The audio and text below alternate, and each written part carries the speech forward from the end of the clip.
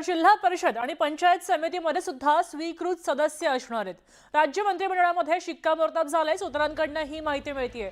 जिल्हा परिषदेमध्ये सदस्य संख्येच्या 10% तर पंचायत समितीमध्ये सदस्य संख्येमागे 20% सदस्य निवडता येणार आहेत।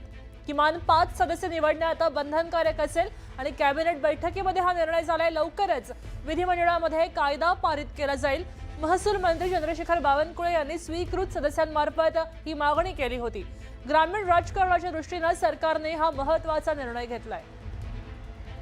आपल्यासोबत तुषार रूपनवार जोडले गेलेत, अधिक माहिती देत आहेत। आपण पाहिलं असेल तर विधानसभा असेल, महानगरपालिका असेल, यामध्ये आपल्याला स्वीकृत सदस्य पाहायला मिळत होते।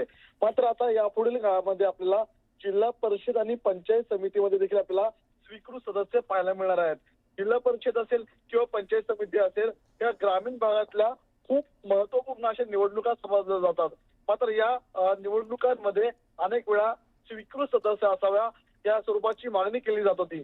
मात्र महसूल मंत्री चंद्रशेखर बावनकुळे यांनी ही मागणी केली होती आणि आजच्या कॅबिनेट बैठकीमध्ये ह्या मागणीला आपल्याला दुजोरा मिळताना पाहायला मिळतोय आणि आपल्याला या कॅबिनेट बैठकीमध्ये शिक्कामोर्तब देखील झालेला आहे। जी जिल्हा परिषद प्रामुख्याने निवडणूक असेल किंवा जिल्हा परिषद असेल, त्याच्या 10% संख्येचे आपल्याला त्या ठिकाणी सदस्य घेतले जाणार आहेत। तर पंचायत समितीमध्ये आपल्याला साधारणतः 20% सदस्य निवडताना पाहायला मिळणार आहेत।